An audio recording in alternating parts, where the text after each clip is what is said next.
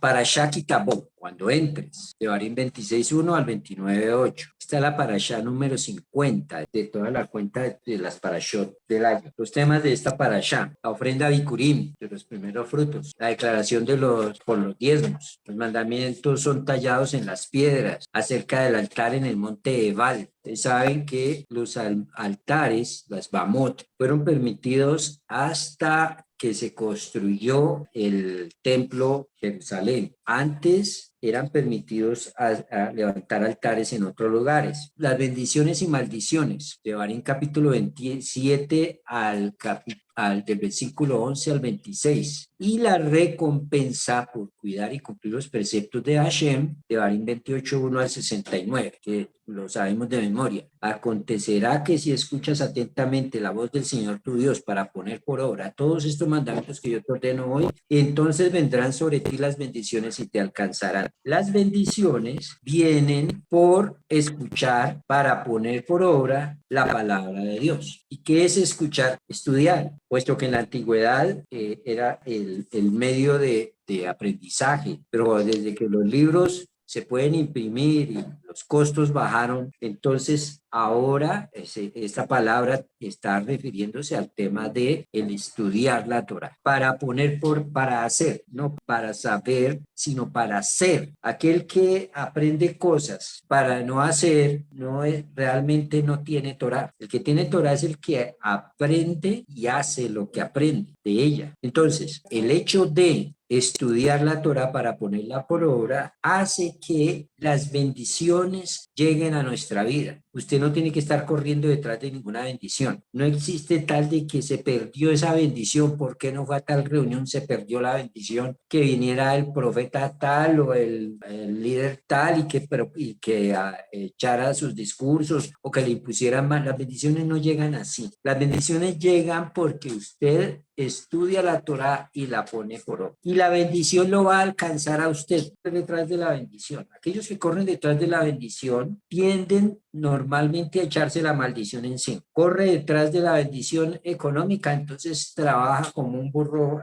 horas extras, etcétera, y lo que se está echando es la maldición de la palabra que dice que con sudor, con mucho esfuerzo conseguirás lo que tengas, lo que te llegue. Sí hay que incluir el esfuerzo, pero el mucho ya depende de la actitud espiritual de la persona. La pregunta es de Abarbanel. En ese día, el Eterno, tu Dios, te ordenó cumplir tales estatutos y preceptos. Los cumplirás con todo tu corazón y con toda tu alma. ¿Qué es cumplirla con todo el corazón? Con todo tu intelecto. Es decir, cumplir un precepto involucra que sepas también qué es lo que estás haciendo, y hay preceptos que en realidad no son fáciles de entender, como son los huk, que son preceptos que aparentemente no tendrían una explicación racional, pero que si estudias a profundidad vas a llegar a muchas respuestas acerca del tema. Y entonces cumplir los estatutos y preceptos con todo el corazón y con todo tu ser. Has declarado hoy que el Eterno es tu Dios y que andarás en su camino y cumplirás sus leyes. Si usted dice que anda en los caminos de Dios, andar en los caminos de Dios no es ir a un grupo. Puedes ir a un grupo, pero andar en los caminos de Dios es cumplir las leyes que Dios da. Andar en los caminos de Dios es cumplir lo que Dios manda que se haga, es decir, cumplir sus leyes. Y el Eterno ha confirmado hoy que te ha escogido por pueblo suyo, Am Segulá, tal como lo había jurado, que por lo tanto tú debes cumplir todos sus mandatos. Por ello te elevará por sobre los demás pueblos que él creó en alabanzas, en renombre y en esplendor, para que tú seas un pueblo santo. El pueblo de Israel es un pueblo que tiene la corona del sacerdocio, la corona del reinado, la corona de la Torah. ¿Qué es ser un pueblo escogido? El pueblo que fue construyendo la Torah. La Torah fue entregada en Sinaí, pero muchas de las partes de ella fueron siendo construidas con el paso del tiempo. La Torá oral es un proceso que también duró muchos miles de años, siglos, y que fue construido por el pueblo que fue escogido para hacer ese trabajo.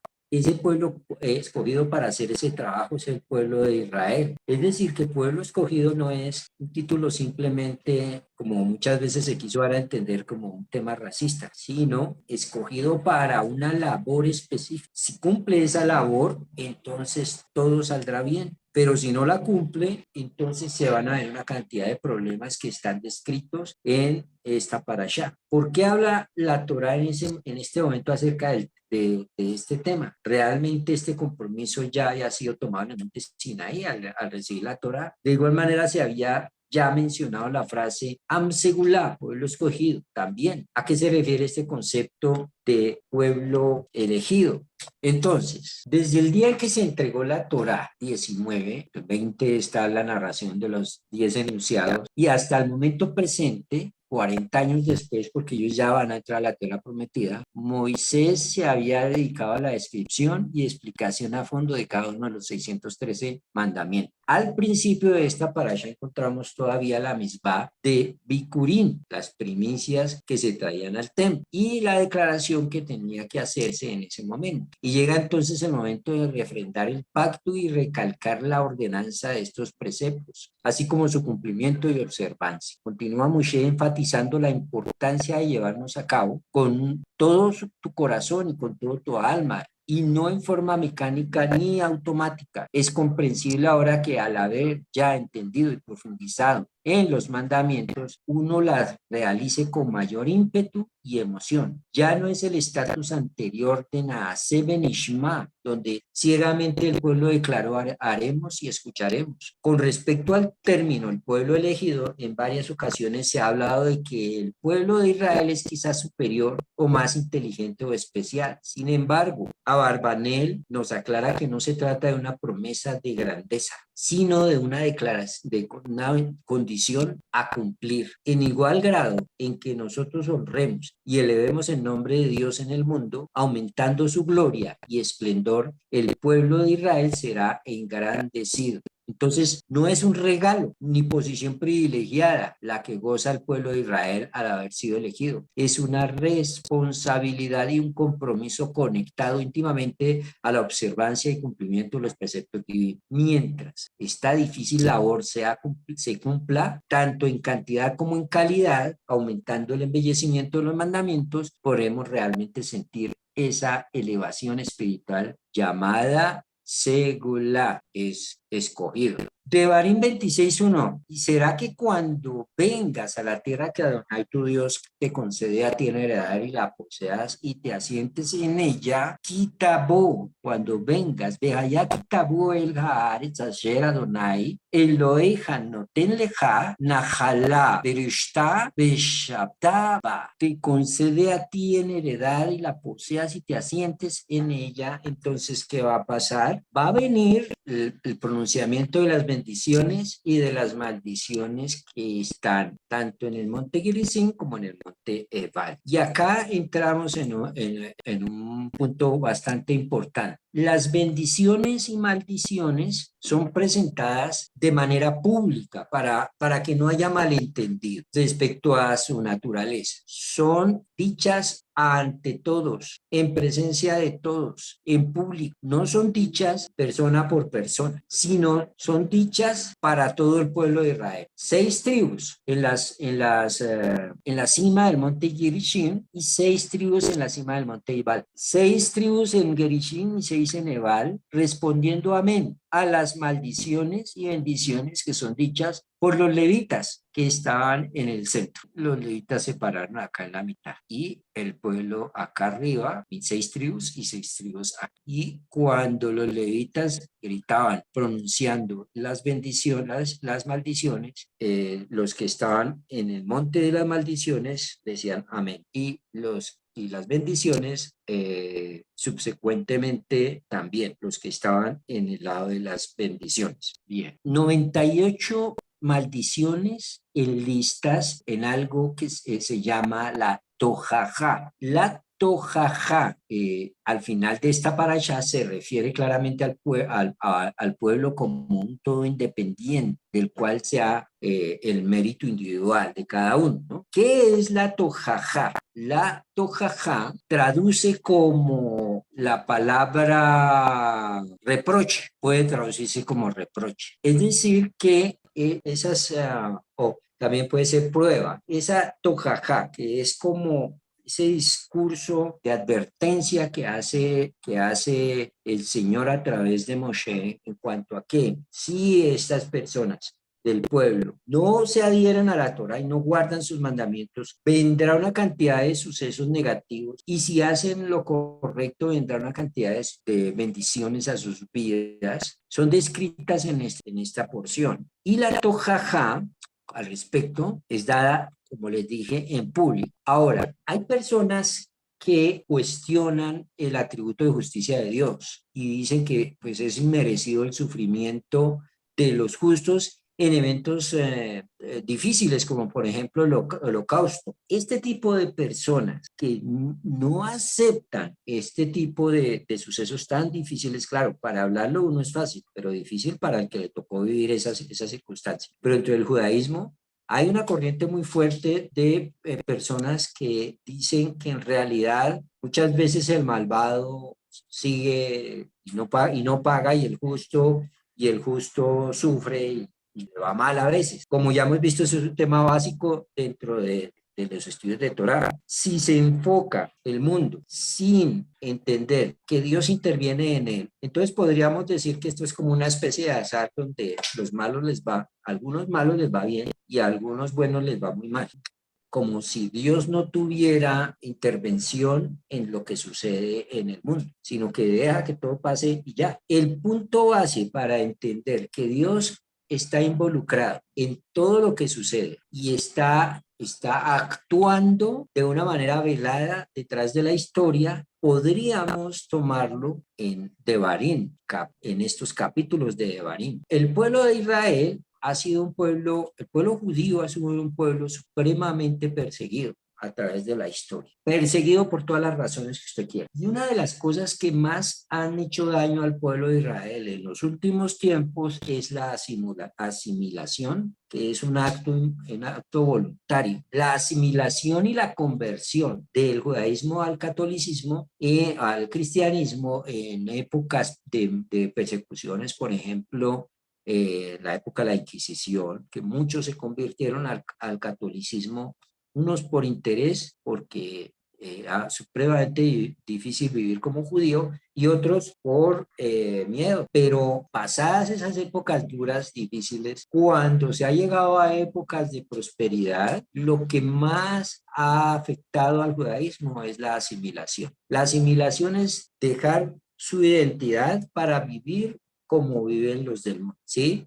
Hay mucho judío hoy en día totalmente asimilado, muchos que no saben ni qué es Torah, son de papá, mamá, abuelos, todos judíos. Esto es un fenómeno del judaísmo muy fuerte actualmente y es como una manera de tratar de escapar de su destino, ese destino que está descrito en la Torá. Pues bien, en buenas épocas los judíos tienden a tratar, muchos de ellos, de asimilarse y vivir como no judíos. Pero si hay algo que les pueda recordar en el paso de la historia que en realidad son judíos, es cuando entran a aplicarse las maldiciones. Y entonces se acuerdan que la Torá dice, si tú dejas de guardar Torá, si tú dejas de buscar la palabra y de guardar los mandamientos y estudiarlos para ponerlos por obra, entonces vendrán las maldiciones que están narradas ahí y de una entran los problemas. En los sitios donde se han sentido muy a gusto han venido los problemas.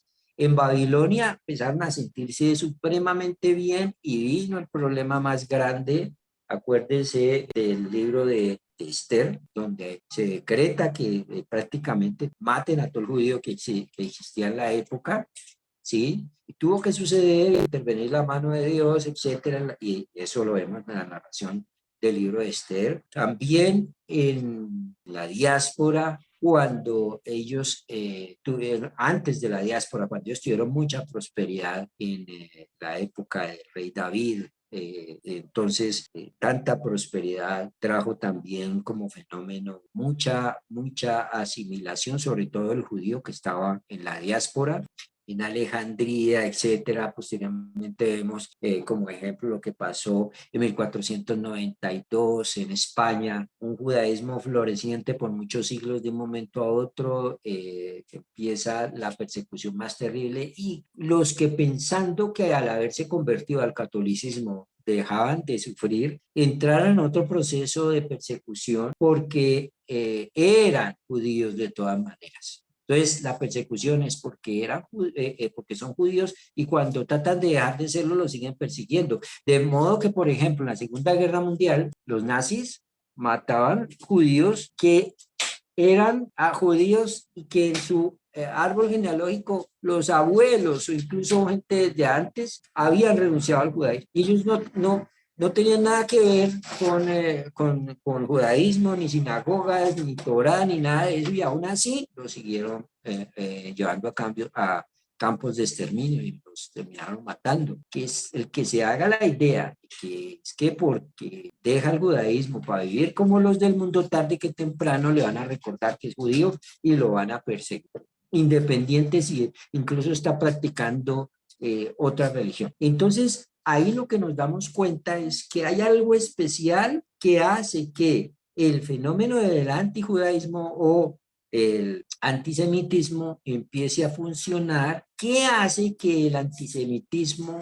siga luchando y persiguiendo al judío, así él se haya convertido en otra religión, así él no sea ni rico ni sea pobre, como ha sido la causa de muchas de las persecuciones. Así sean poquitos o sean muchos, siempre el antijudaísmo ha funcionado. El judío individual está atado a su destino y a su pueblo, sin importar cuánto se esfuerce por intentar escapar de su realidad. Seguirá siendo un hijo de Abraham, y a pesar de encontrarse separado geográficamente del pueblo judío, independientemente de las diferencias de cultura o su falta de lealtad a la religión judía y a sus tradiciones, y a pesar de su determinación de abandonar cualquier relación con el judaísmo, siempre seguirá siendo perseguido por ser judío. ¿Qué es lo que hace que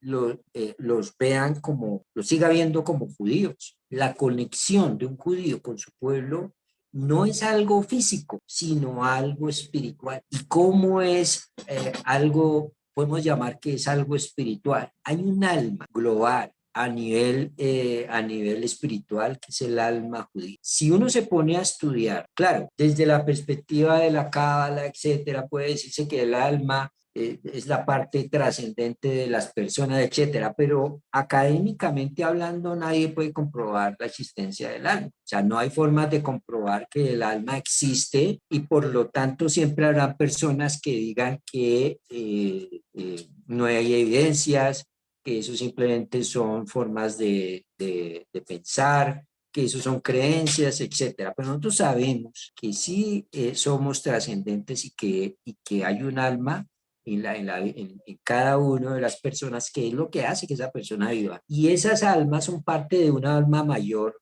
que es el pueblo de Israel. Por lo menos esa es la perspectiva, digamos, del judaísmo ortodoxo moderno. Ahora, entonces, la conexión que tiene cada uno de los judíos con su pueblo es a nivel espiritual, es a nivel del alma. ¿Y cómo puede uno distanciarse de su propio ser o de su propia alma? Es algo que está pegado de por vida. Así la persona haga lo posible para no vivir como tal. Una de las grandes ironías de la historia judía es el hecho de que la evidencia de esta cualidad de unidad indestructible que tiene el pueblo judío es provista por las naciones, y las naciones siempre a nivel espiritual van a identificar a todo el pueblo judío como un conjunto. Así unos estén mal, otros estén espiritualmente bien, otros sean rabinos, otros nada que ver. Aún así, para el que es antisemita,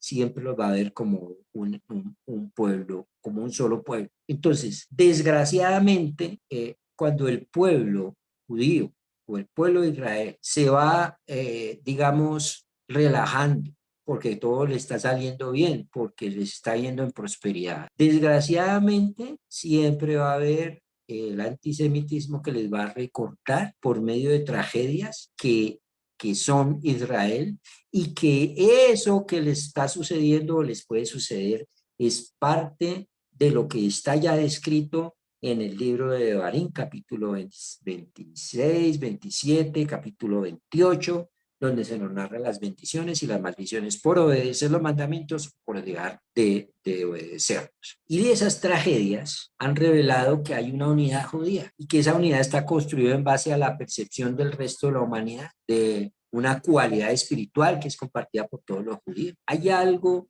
a nivel espiritual que hace que todos se identifiquen. La gran incógnita que hay con respecto al antisemitismo es que el prejuicio contra los judíos no tiene una marca común, no tiene como una huella, una marca que pueda servir de detonante para el antijudaísmo. Y el antisemitismo sigue existiendo incluso cuando hay asimilación total de la persona. Incluso un gran milagro como la apertura del mar debió ser producido por un mecanismo en este mundo material. Es decir, para que sucediera que las aguas se hubieran separado en dos, fue necesario que Moshe de todas maneras hubiera extendido su mano sobre el mar, ¿cierto? Entonces, si consideramos que el antisemitismo es un fenómeno sobrenatural, debe haber algún mecanismo natural que lo detone. En algunas épocas, mis queridos, los judíos fueron odiados por ser demasiado pobres. No sé, la idea de pensar que todos los judíos son ricos es un mito. Y el fenómeno del antijudaísmo está basado en mitos. El mito en otras épocas porque eran demasiado pobres, en otras que porque eran demasiado ricos, a veces por ser demasiado inteligentes, otras veces por ser demasiado primitivos, en ocasiones por ser muy prepotentes y en otras por ser muy serviles. Alguna vez odiaron al pueblo por no tener su propio país. ¿Por qué no se van a, ustedes que no tienen ni país y los odiaban por eso, ser un pueblo sin una tierra? Ahora los odian porque tienen un país. Claro, ahora la moda es que si Israel hace algo, no van a protestarle a Israel, van a protestarle nuevamente al judío. Cuando sucedió, por ejemplo, los problemas entre Irán e Israel, hace ya algunos años atrás, por otros temas, ¿sí? Que no son del caso ahorita de hablar, la forma de vengarse de Irán no fue contra Israel, fue matando judíos. La bomba que colocaron en la AMIA, que es una de las centros de ayuda a judíos, de cultura, etcétera, en Buenos Aires, Argentina. Una bomba que destruyó y mató cantidad de judíos, pues destruyó la sede de la AMIA y mató cantidades de judíos. Y el origen de esa bomba fue por el odio que tenían los iraníes contra Israel. La lógica me dice que si un país tiene problemas con otros, no tiene por qué ir a poner bombas y matar a los integrantes del otro país en cualquier lado del mundo. Pero esto del antijudaísmo tiene unas aristas que siempre terminan en odio y ver cómo le hacen daño al pueblo judío, al pueblo de Israel. En otras épocas se les prohibió a los judíos cultivar la tierra y donde vivían muchas veces los desalojaban y les quitaban y les robaban sus tierras. Los gobernantes de la época. Y entonces, ¿qué tuvieron que hacer? Dedicarse a negocios en los que no tuvieran nada que ver con posesión de tierras y que pudieran ellos tener la liquidez por si los echaban de irse a otros lados. Y entonces se vuelven ahorradores y prestamistas. Al volverse prestamistas, entonces los odiaron por ser prestamistas los odiaron porque la gente ama al banco cuando necesita el crédito, pero cuando ha de pagar el crédito odia al banco. Lo mismo sucedió con los judíos que eran prestamistas. y entonces se vino una cantidad de odio y de mitos con respecto al judío avaro, cosas por el estilo. Y entonces, si no querían ver gente judíos manejando la banca, ¿qué les prohibieron? ¿Por qué les prohibieron cultivar la tierra?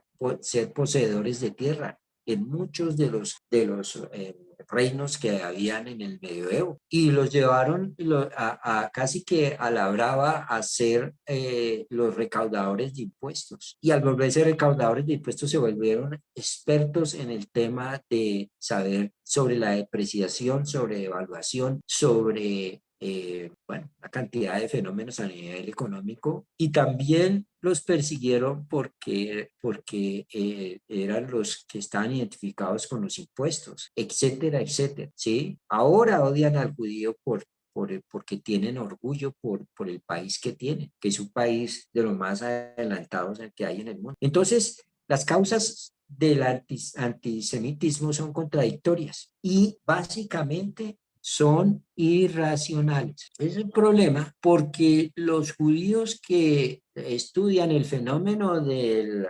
antijudaísmo desde el punto de vista académico, le dan vueltas y vueltas al asunto y finalmente creen que el problema es de problemas de falta de tolerancia, que el problema es porque al encontrarse con alguien que es diferente, que el problema es y buscan excusas para poder llegar a una respuesta al tema del antisemitismo. En el fondo, el tema es que es irracional porque es espiritual. El problema del antijudaísmo es que no tiene explicación lógica, y no tiene explicación lógica porque es un tema espiritual. Y hasta que ellos no entiendan que el tema es espiritual y que la forma de protegerse contra ese problema espiritual es guardando lo que dice la palabra, ¿sí? Devarim capítulo 28.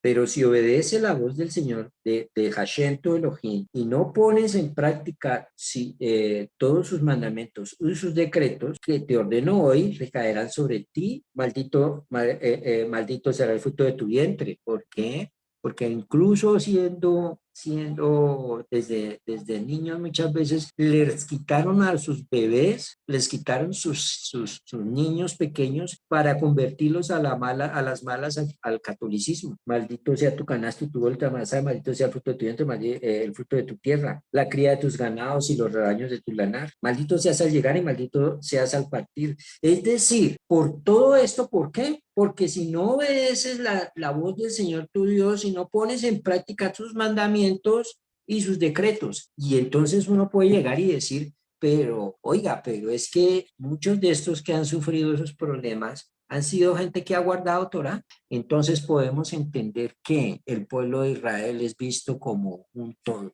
Y cuando la mayoría de ese todo infringe las normas de la Torah, es cuando se viene el problema contra todo el pueblo de Israel. Y sufren tanto los que se han asimilado como los que han sido fieles. Esa es la responsabilidad de ser pueblo de Dios. Si nosotros hemos creído que somos parte del pueblo de Israel, quiere decir que asumimos sobre nosotros la carga que implica ser parte del pueblo escogido, ser parte de Israel, ser responsables de ser parte del pueblo de Israel. Quiere decir que si usted se metió en estas, entonces, si no guarda la Torá, para ponerla por obra, si no la estudia, si no la practica, si no la vive, entonces vendrán sobre ti estas maldiciones y te alcanzarán. Y después, con el paso del tiempo, como nosotros no tenemos la perspectiva, decimos, pero ¿por qué sufre esta persona si está, pues básicamente dentro del medio en el que vivimos, que hay gente muy mala, no es tan malo, ¿sí? ¿Por qué sufre? ¿Por qué sufren los judíos persecuciones como el Holocausto y cosas por el estilo? Muchos de ellos incluso eran rabinos, muchos otros eran gente realmente piadosa. ¿Por qué? Porque son vistos como un todo, son vistos como un todo. ¿Y por qué son vistos como un todo?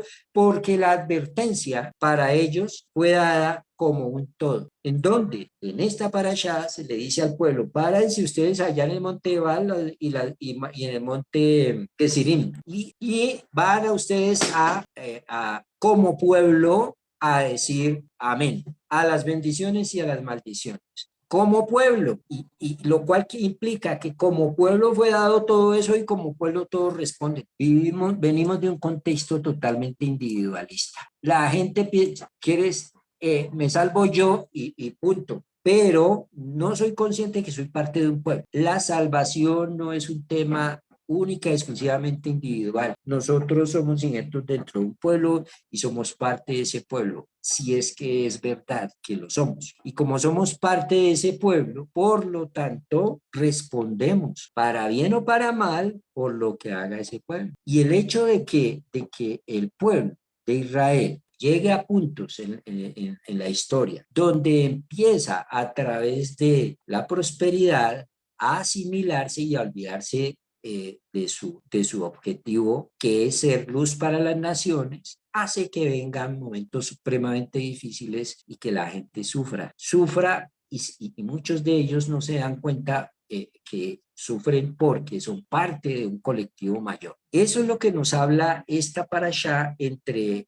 otras cosas, con respecto a ello, ¿sí? En Shemot 1, capítulo 1, 12 dice, sin embargo, cuanto más los maltrataban, más se incrementaban, más se expandían. ¿Por qué? Estamos hablando de la época donde ellos estaban siendo esclavos en Egipto. Los maltrataban y aún así más se incrementaban y más se expandían, es decir, más crecían. Hay un fenómeno y es que las tribus en Egipto, todas crecieron mucho y la tribu que las tribus todas crecieron mucho y todas vivían en una esclavitud terrible. Y uno diría, si estaban bajo esclavitud y bajo esa opresión tan dura, ¿sí? ¿Qué tribu debería haber crecido más? ¿Una que estuviera bajo la opresión o una que no estuviera bajo opresión? ¿Qué es más fácil, crecer bajo la opresión o bajo la no opresión? El pueblo de Israel tiene un contrato diferente y sucede que cuando estaban bajo opresión en Egipto, todas crecieron mucho menos una. ¿Cuál era la que no crecía? ¿Cuál era la tribu que no crecía? La tribu que no le tocaba la esclavitud. Los levitas, por ser sacerdotes, no tenían la carga de ser esclavos. Sin embargo, no fue la que más creció, era la más pequeña. Ahora, y cuando hay opresión, es cuando más crecen. Fíjense en lo siguiente, el desarrollo del Talmud, por ejemplo, fue en la época en que hubo unas persecuciones terribles en judaísmo. La mayoría de los judíos les tocaba vivir por fuera de Israel, la gran mayoría. Y sin embargo, la tierra donde nace la Mishnah es en Israel. Y en la época donde había una persecución muy fuerte, es donde se desarrolla toda la literatura Hassal. El Hassal es la literatura de los sabios del pueblo de Israel, que empieza a desarrollarse sobre todo del siglo primero en adelante. Y veremos también muchos desarrollos que hay en el tema de Kabbalah y todo esto a producto de la persecución.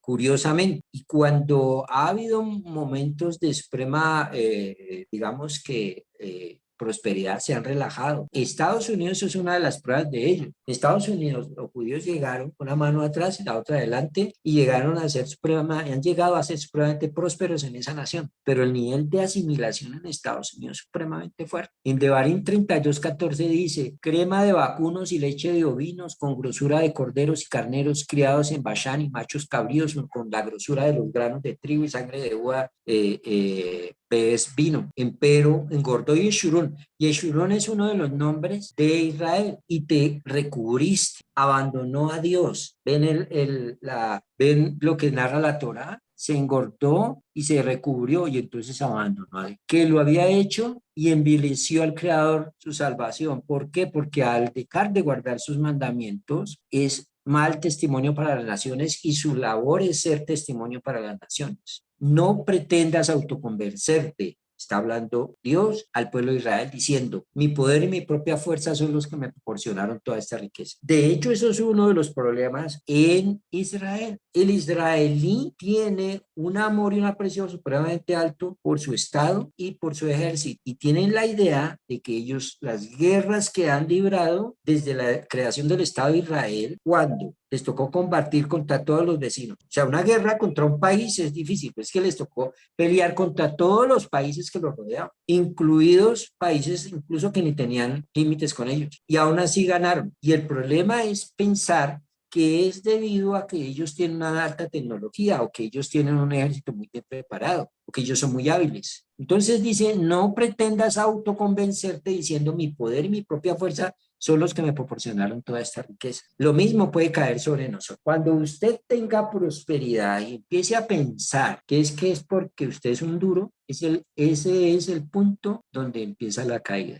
Y de ahí podemos emparejar con lo que nos dice la Tanaj. Antes de la caída que está, la arrogancia, la soberbia. Muy bien, nosotros también somos un micro Israel en ese sentido. Cuando una persona empieza ya empieza a subírsele esta pestaña, la pestaña no, sino la ceja, se le empieza a subir las cejas, sí, empieza a mirar así con la ceja parada a los demás. El orgullo se le está llenando, muchos por una bobada, porque se consiguieron un carro o porque cambiaron de estrato, por cualquier bobada que finalmente son latas y una persona que entienda cuál es el papel que tiene en este mundo podrá ascender en todos los aspectos porque tiene claro quién es. Pero aquel que piensa que es porque tiene prosperidad, y ojo, todos tienen la posibilidad de tener algún tipo de prosperidad económica, por ejemplo, entre comillas, en algún momento de su vida. Todos podrán decir, en esa época, uy, yo trabajaba y hacía no sé cuánto, me iba bien, no sé qué, pero por alguna razón volvieron a caer. Y es porque el principio está basado en esto. Si tú eres Israel, tú debes entender que eres parte de un colectivo y que todo lo que haga ese colectivo, para bien o para mal, te afectará a ti. Y así tú vivas guardando la Torá, puede que te afecte para mal el mal comportamiento de otros que siendo Israel sean asimilados. Pero a la vez, tu buen comportamiento, tu guardar Torá y ponerla por obra, afectarán para bien en algún momento a los demás. ¿Sí? Lo importante del tema es no autoconvencernos que nosotros somos la fuente de nuestro bienestar. Bien, hasta aquí preguntas.